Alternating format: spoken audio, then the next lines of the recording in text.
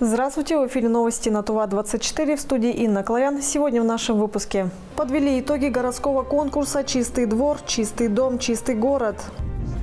Тува написала пушкинский диктант. В Туве капремонту подлежат 26 школ. Репортаж из Шагонара. Тувинские спортсмены готовятся к чемпионату России по вольной борьбе. В этом году в Туве капитально отремонтируют 26 школ. Работы идут в рамках федеральной программы, которую инициировал президент России. Проект реализует Министерство просвещения страны. Репортаж из Шагонара Сайгына Бирбю. Одно из среднеобразовательных учреждений, которое подлежит капитальному ремонту, это школа номер 2 Шагонара. Работы по капитальному ремонту начались с 1 мая. Планируется закончить к 1 августа предварительно. Будут делать все. То есть от пола до крыши школы. Работа кипит. Подрядчик абаканское предприятие «Энергоаудит Юг», но 70-80% мастеров набрано из местных жителей. Объем работы большой. За нами самая большая школа республики, которая сегодня попала в капитальный ремонт. Здесь 1500 детей. Это самый большой лот и самый, наверное, сложный объект, который мы сегодня ремонтируем. Мы надеемся, что 5 августа все работы будут завершены. На сегодняшний день опасений какие-то там, что будет сорвано или не получится, по этому объекту у нас точно нет. В настоящее время мы завершаем работы с радгипсом, приступаем к финишной шпаклевке. Еще предстоит ошкуривание, пропитка, покраска и побелка. Контроль над выполнением капремонта серьезный. Объект регулярно проверяет районное руководство, региональное министерство образования и директор школы. Только министр Алексей Храмцов с начала мая провел порядка 4 инспекций. В Улухеме 2 объекта у нас. Еще в Улухеме есть школа. Там, к сожалению, сложнее ситуация. Сейчас будем подрядчика вызывать и будем ставить вопросы, потому что есть неудовлетворенность по организации работ, которую сейчас мы видели, там, по наличию материалов, которые должны быть. Поэтому там будем принимать меры, чтобы мы не сорвали стройку, не сорвали эти мероприятия. Всего в 2022 и 2023 годах кардинальное обновление запланировано провести в 61 школе республики. Капремонт предусматривает реставрацию перекрытия, полов, фасадов, установку новых окон, входных и внутренних дверей, замену электропроводки, системы отопления и установку видеонаблюдения. Капитальный ремонт школы должен быть завершен к началу августа, и уже 4 августа должен быть сдан заказчику. Сайгын Бирбю, Буян Оюн, Азамат Очур, ТУВА-24, Улухемский район. Подвели итоги городского конкурса «Чистый двор, чистый дом, чистый город». На призовой фонд 400 тысяч рублей претендовали 15 многоквартирных домов. Подробнее в сюжете далее. Городской конкурс «Чистый двор, чистый дом, чистый город» проводится в Кызыле впервые. И уже 15 многоквартирных домов привели в порядок свои придомовые территории. Активных участников и победителей наградили денежными призами. Грамотой награждается жители многоквартирного дома Московская 109, занявшая первое место в городском конкурсе «Чистый дом, чистый двор, чистый город».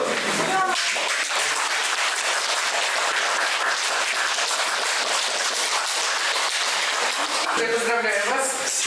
Да, вот у вас премия у вас 150 тысяч, и вы на эту сумму решаете, что приобретаете. Но я думаю, что это награда ТОСа. Жители многоквартирных домов с 20 марта по 20 мая облагораживали дворы своими силами. Убирали природный и бытовой мусор, высаживали цветы, саженцы, покрасили урны, скамейки, ремонтировали игровые площадки. Первое место занял дом по улице Московская, 109. Жильцы получили 150 тысяч рублей. Ранее 3 дома, объединившись в территориальное общественное самоуправление, выиграли грант размером в 300 тысяч рублей. На эти деньги хотят доделать баскетбольную площадку, уложить резиновое покрытие и установить ограждение.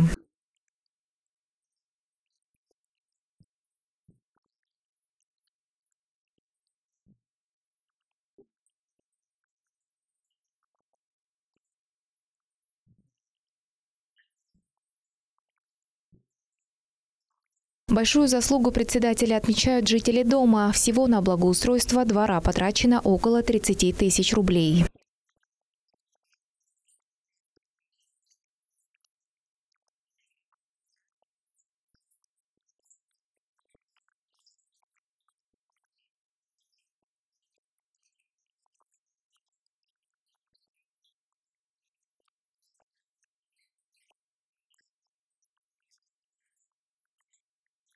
Участники конкурса отмечают, что в каждом доме в облагораживании двора принимали участие люди разного возраста. Уверены, что сделанное своими руками особенно будут беречь. В 101-м доме по Московской у подъездов, откуда уехали военнослужащие на Украину, нарисовали тематические иллюстрации. Также здесь изображен старый обелиск Центра Азии, а московский Кремль в тему сквера «Кызыл Москва», который вскоре будет перед домом. Все 15 участников конкурса получили денежные премии в размере 5, 10, 100, 120 и 150 тысяч рублей на приобретение детских и спортивных площадок, малых архитектурных форм, ограждений и озеленения. Айдана Хулычай, Хандунгак, Мирана Иргит, Тува-24.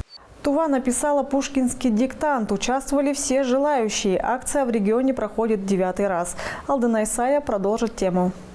Диктант пишут на 10 площадках КЗЛ. К примеру, в Тувинском республиканском лицее-интернате знания проверяли около 100 человек. Задания очень интересные.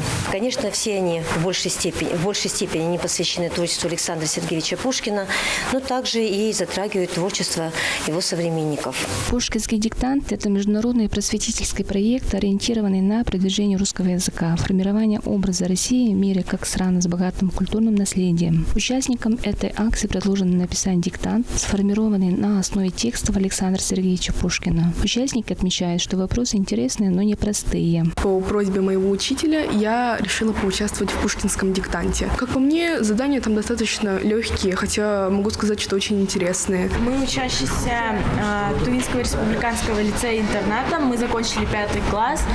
Сейчас переходим в 6 класс. Я участвую в пушкинском диктанте 2-й раз. Мне понравился он, потому что задания были достаточно легкими, интересными. Пушкинский диктант продлится до 11 июня. Результаты акции будут подведены до 20 числа. Участники получат сертификаты международной акции. Алдана Исая, Буян Оюн, Айдана Сенденма, Тува-24. Сегодня в модельной библиотеке поселка Кахем презентовали книгу «Заботы и забавы маленьких енисейцев». Ее представил Сибирский федеральный университет. Проект реализовали в рамках Года культурного наследия народов России. Сайгын Бирбюс с подробностями. Данное издание – это ряд художественно-публицистических сюжетов о жизни детей Енисейской Сибири. Своеобразные сказочные новеллы расскажут о том, чем занимались дети 100-200 лет назад. Чтобы ребенку было интересно, мы все это не стали писать научным языком, мы придумали 2 персонажей. Там, если книжку уже листали, видите. Один такой мифологический, его зовут Хохлик. Мы его не сами придумали, мы его взяли из славянской мифологии, это такой помощник домового, Хохлик. Второй персонаж – это мальчик. Обычный мальчик, около 9 лет, его зовут Коля. Он живет сейчас, он современный молодой человек. Но он волшебным образом оказывается вдруг в прошлом. Книга «Заботы и забавы маленьких енисейцев», можно сказать, раритетная. Издана в небольшом тираже, всего 500 экземпляров. По условиям гранта издано 500 экземпляров книги, и не менее 50 поступит обязательно в фонды библиотек Тывы, и точно книги будут в фонде Государственного университета Тувинского. Проект подготовлен издательством Сибирского федерального университета к 200-летию Енисейской губернии. Автор книги Мария Романюк. Над проектом работали 13 человек. Благодаря фонду президентских грантов, конкурс которых мы выиграли, нам удалось издать эту книгу. И, собственно, благодаря их средствам нам удалось такую команду широкую, обширную собрать из разных специалистов, из художников, из дизайнеров, из авторов, из историков, ученых. И вот такой шикарная такая, как мы думаем, книга получилась. Работали мы, почти год работали, поэтому мы думаем, что книга вышла очень достойной. Издание не просто печатная книга. В тексте и иллюстрациях книги расположены маркеры для мобильного приложения. Этого мало. Тут еще сноровка и ловкость нужна. Это тебе не на кнопки нажимать. С помощью приложения можно поучаствовать в играх, викторинах, ориентированных на закрепление полученных знаний. Книга «Заботы и забавы маленьких енисейцев» направлена на сохранение исторической памяти. Это достойный пример сочетания цифровых и гуманитарных технологий, который можно подражать и тиражировать. Издание предназначено для детской аудитории, студентов педагогических и исторических учебных заведений, а также будет полезно для семейного чтения. Если честно, детских книг про Сибирь очень мало, а существующие построены по принципу изложения фактов. Книга «Заботы и забавы забавы маленьких енисейцев призвана представить прошлое в понятных современных форматах, способствующих активизации интереса подрастающего поколения к своей малой родине. Сайгын Бирбюч, Айхан Донга, Казамат Очур, Тува-24. В Кызыле стартовал республиканский конкурс по резьбе из дерева «Праздник топора». Мероприятие посвящено году культурного наследия народов России. О том, сколько в этом году участвуют мастеров, расскажет Айрасат. Праздник топора впервые провели 2 года назад. Созданные на творческом состязании произведения украшают места отдыха. В этом году участвуют 8 мастеров. Среди них Амчи Очур. Ремеслу резьбы из дерева его научил отец. Я в конкурсе участвую первый раз. Я начинающий мастер по стопам отца. В селе Байхак статую коня сделали. В прошлом году конкурс был посвящен столетию Тувинской Народной Республики. Участвовали 15 мастеров. С работой дух воина Субэдэ победителем стал Аракча Очур. Нынче он работает над шаманом-воином. Когда это дингисханское время, вот Субэдэ, в то же время были тоже некоторые шаманы-воинами были. Именно на этом конкурсе второй раз участвую уже. Сейчас, думаю, вот своего сына готовлю. Он тоже первый участвует. Но так-то он уже практикует. Прошлый год Тандинский гожуне мы лошадь делали. Конкурс продлится 4 дня. Уже через несколько дней огромные сосны превратятся в настоящее произведение искусства. В конкурсе «Уран-Балды» или «Праздник топора» всего участвуют 8 мастеров из разных районов республики. Итоги подведут 10 июня. Лучшие работы украсят и дополнят архитектурный замысел скверов, парков, музеев и других красивых мест столицы. Айрасат Буяноюн, Азамат Очур, Тува-24. Оргкомитет «Наша победа» и Министерство цифрового развития России запустило программу бесплатных поездок для ветеранов Великой Отечественной войны. Эта программа будет работать до конца года. Воспользоваться такси можно вне зависимости от цели поездки. С ветераном смогут поехать сопровождающие. Обратиться за услугой смогут инвалиды, военнослужащие последнего военного призыва в годы Великой Отечественной войны, также лица, работавшие на противовоздушной обороне в период войны. Порядок заказа такси будет следующим. Заказать на любое другое время сможет сам ветеран, его представитель или родственник, позвонив по номеру работника соцзащиты, прикрепленного к ветерану. Если ветеран не знает номер соцработника, он все равно сможет воспользоваться услугой. Работники социальной службы самостоятельно свяжутся с ним до 10 июня и помогут с заказом поездок. Работники соцзащиты специально в личном кабинете создадут доступ, к которому предоставят ему Минцифры России. Создадут соответствующую заявку, где укажет маршрут следования такси, после чего на мобильный телефон ветерана или его официального представителя придет подтверждающее сообщение с временем подачи и с госномером автомобиля.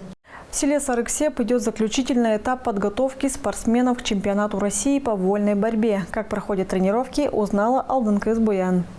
Расписание спортсменов не подлежит изменениям. Соблюдение режима – необходимая часть всех тренировок. Утро начинается с разминки, потом тренировка.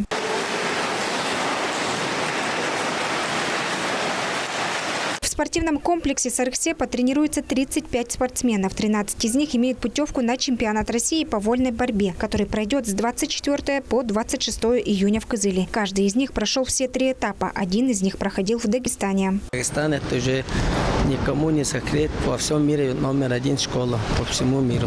Там в основном там спарринг, партнеров много.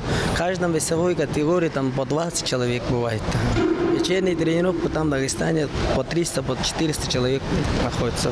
Джамал Ахмадулин приехал из Дагестана. Он будет представлять Туву. Оценивает свои силы скромно. Его тренируют известные спортсмены Опансат, Айдаш Самдан, Ондар Дава, Минги Муртуйол. Я рад, что прошел отбор именно от Республики Тувы. И рад, что представляю эту республику. Здесь очень хорошие тренера, как Опансат, Муртуйол. Трехкратный чемпион Европы Опансат консультирует спортсменов, дает советы и наставления. Побороться, показать свою борьбу, особенно дома. Порадовать своих близких, земляков. Надо, хоть кто выходит, надо свободно, вольно бороться. Все вот это желаю. Чемпионат России по вольной борьбе в Кызыле состоится с 24 по 26 июня. Алдын Казбуян, Владимир Сюртук, Айдана Сенденма, Тува 24. На этом у меня все. До встречи в эфире.